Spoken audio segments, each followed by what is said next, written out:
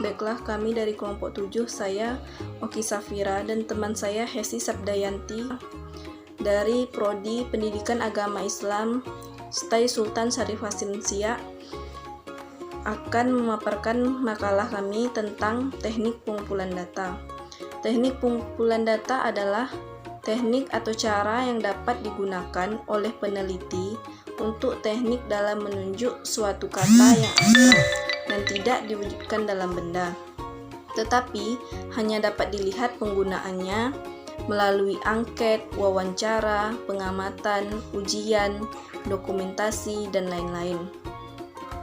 Teknik pengumpulan data ini merupakan langkah yang paling utama dalam proses penelitian untuk mendapatkan data. Terdapat dua hal utama yang mempengaruhi kualitas instrumen penelitian dan kualitas pengumpulan data. Dari sumber, jenis, dan cara memperoleh data. Yang pertama, data dengan cara memperolehnya. Ada pengumpulan data primer dan ada pengumpulan data sekunder. Dan dua berdasarkan sumbernya. Ada data internal dan data eksternal. Yang ketiga, klasifikasi data berdasarkan jenis datanya. Ada data kuantitatif dan data kualitatif. 4. Pembagian jenis data berdasarkan sifat datanya. Ada data diskrit dan data kontinu. 5. Jenis-jenis data menurut waktu pengumpulannya. Ada data cross-section dan data berkala. Instrumen pengumpulan data penelitian ada angket, wawancara, observasi, dan dokumentasi. Baiklah, saya akan melanjutkan pembahasan dari teman saya, yaitu tentang teknik pengumpulan data kuantitatif. Yang pertama ada angket. Angket merupakan teknik pengumpulan data yang dilakukan dengan cara memberikan seperangkat pertanyaan atau pertanyaan tertulis.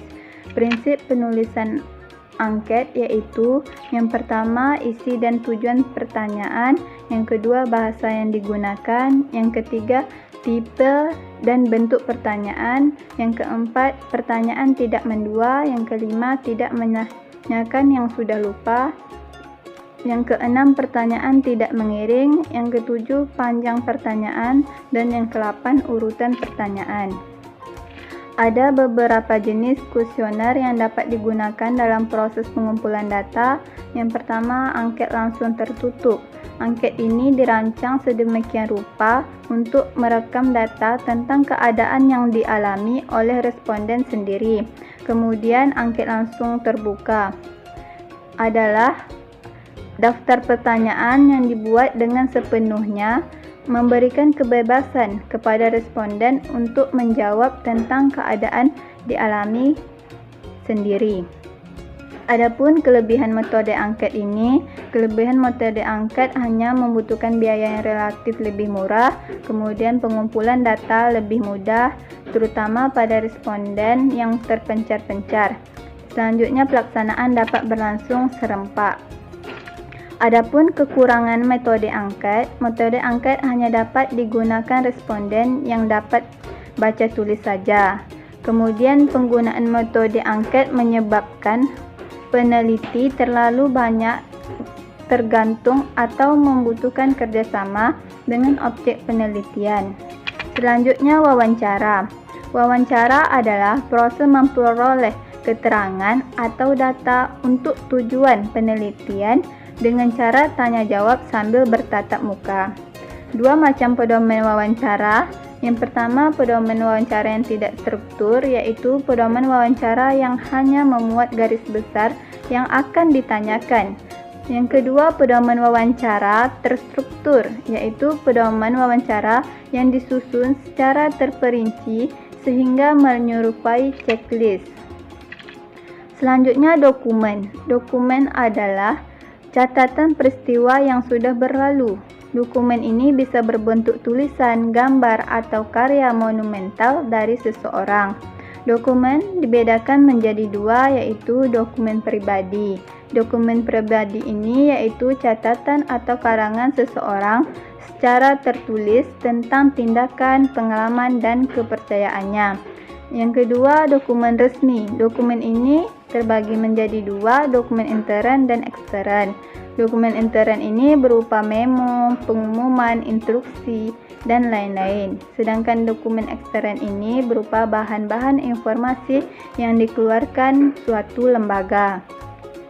Selanjutnya, observasi. Observasi adalah pengumpulan data dengan melakukan penelitian langsung terhadap kondisi lingkungan objek penelitian yang mendukung kegiatan penelitian.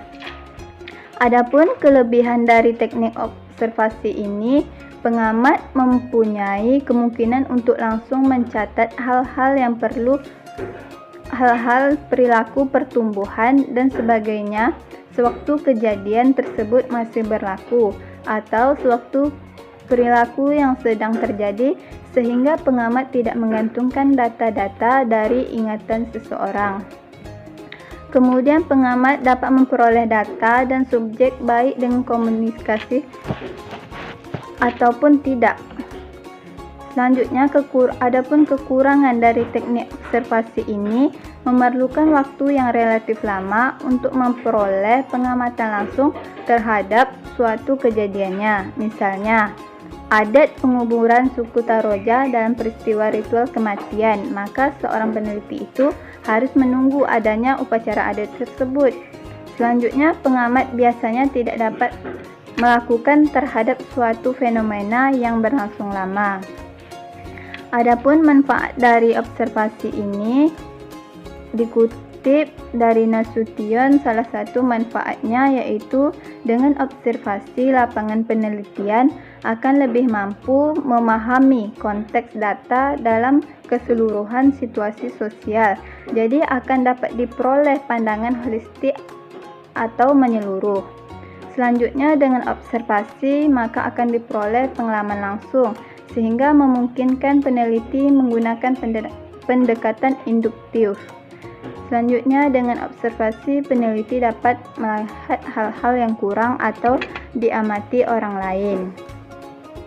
Adapun langkah-langkah dari observasi ini, dalam hal ini melaksanakan penelitian tindakan kelas dilakukan secara kolaboratif. Maka secara umum pelaksanaan observasi perlu dilakukan dalam 3 fase kegiatan, yaitu pertemuan perencanaan, pelaksanaan observasi kelas, dan pembahasan balikan. Dan yang terakhir ada tes. Tes ini biasanya metode yang digunakan dalam pengumpulan data, mengukur ada atau tidaknya serta besarnya kemampuan dasar atau prestasi seorang sebagai subjek dalam penelitian. 4. Teknik pengumpulan data kualitatif. Dalam metode penelitian kualitatif, lazimnya data dikumpulkan dengan beberapa teknik pengumpulan data kualitatif, yaitu wawancara, observasi, dokumentasi, dan diskusi terfokus. Yang pertama, wawancara.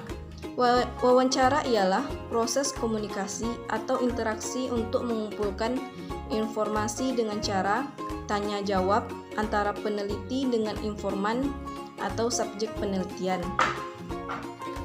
Yang kedua, observasi. Selain wawancara, observasi juga merupakan salah satu teknik pengumpulan data yang sangat lazim dalam metode penelitian kualitatif. Bugin mengemukakan beberapa bentuk observasi, yaitu 1. Observasi partisipasi adalah metode pengumpulan data yang digunakan untuk menghimpun data melalui pengamatan dan penginderaan. Yang kedua, observasi yang tidak terstruktur adalah pengamatan yang dilakukan tanpa penggunaan pedoman observasi. Yang ketiga, observasi kelompok adalah pengamatan yang dilakukan oleh sekelompok tim peneliti terhadap sebuah isu yang diangkat menjadi objek penelitian. Yang ketiga, dokumen. Selain melalui wawancara dan observasi, Informasi juga bisa diperoleh lewat fakta yang tersimpan dalam bentuk surat, catatan harian, arsip foto, hasil rapat, cenderamata, atau jurnal kegiatan dan sebagainya. Yang keempat, focus group discussion. Metode terakhir ini untuk mengumpulkan data ialah lewat diskusi terpusat, yaitu upaya menemukan makna sebuah isu oleh sekelompok orang lewat diskusi untuk menghindari diri pemaknaan yang salah oleh seorang peneliti. Baiklah, itulah pemaparan dari kami. Saya akhiri dengan Assalamualaikum warahmatullahi wabarakatuh.